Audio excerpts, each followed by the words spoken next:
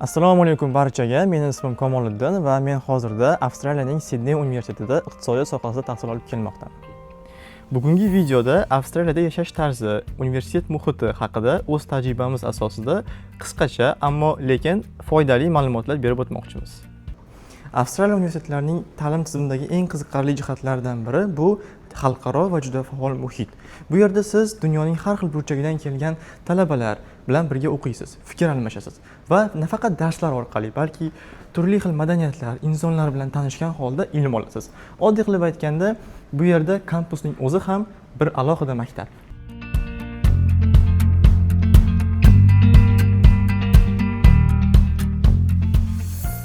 Avstraliya bu chinakam ilm va tadqiqot markazlaridan biri.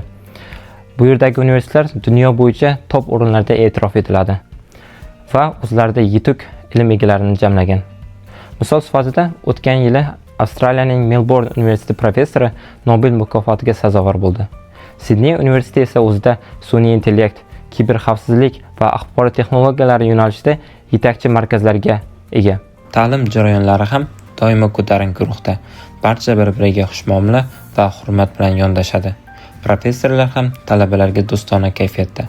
Balki shu sabablidir, siz faqatgina o'tilgan mavzular bo'yicha emas, balki o'zingizda qiziqtirgan boshqa sohalar yoki startup ideyalaringiz haqida ham so'rashingiz mumkin. Maslahatim, bu yerga kelishdan oldin o'z sohangiz va qiziqishlaringizni aniq qilib belgilab oling va sohangizdagi yetuk professorlar faoliyat yuritib borayotgan universitetlarga hujjat topshiring. Chunki sizni kasbiy va akademik rivojlanishingizda professorning o'rni beqiyos.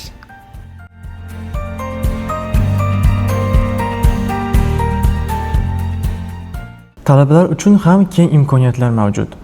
Zamonaviy kutubxonalar, ilmiy tadqiqot markazlari, networking tadbirlar va karyera markazlari mavjud. Xususan, Sidney universitetining o'zida 150 dan ortiq ilmiy tadqiqot markazlari bor. Bu esa talabalar uchun ilmiy va amaliy tadqiqotlarda faol qatnashish imkoniyatini yaratadi.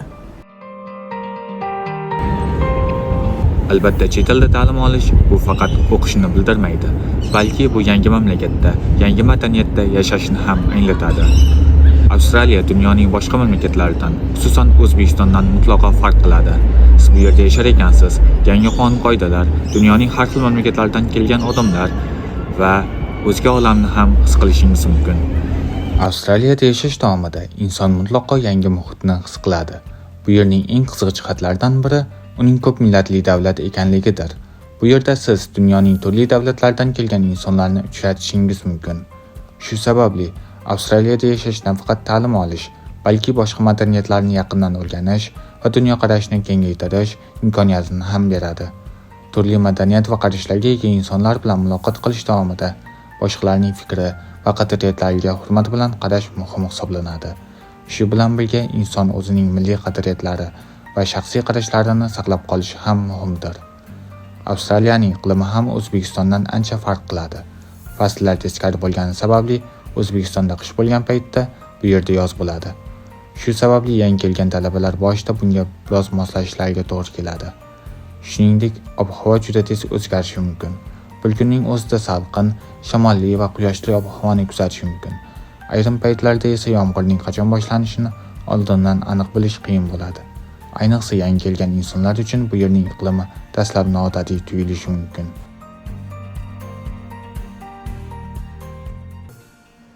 Avstraliya yuqori sifatli ta'lim, xavfsiz muhit va keng imkoniyatlari bilan xalqaro talabalar uchun ideal mamlakatdir.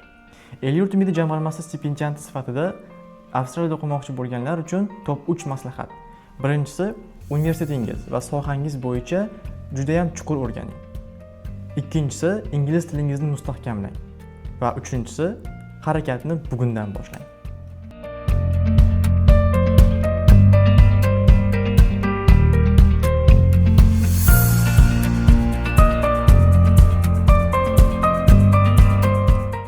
Agar sizda ham shunday dunyoning top universitetlarida o'qish niyatingiz bo'lsa, unda prezidentimiz tomonidan tashkil etilgan El-yurt umidi jamg'armasi sizga jahon universitetlariga, shu jumladan Avstraliyaning oliygohlariga imkoniyat eshiklarini ochadi. Albatta, bu imkoniyatlar sizni universitetga kirishingiz yoki chetga chiqishingiz bilan tugamaydi. Elyurt Umidi o'qish faoliyatingizdagi va o'qishdan keyingi faoliyatingizda ham qo'llab-quvvatlaydi. Avstraliyada ko'rishguncha.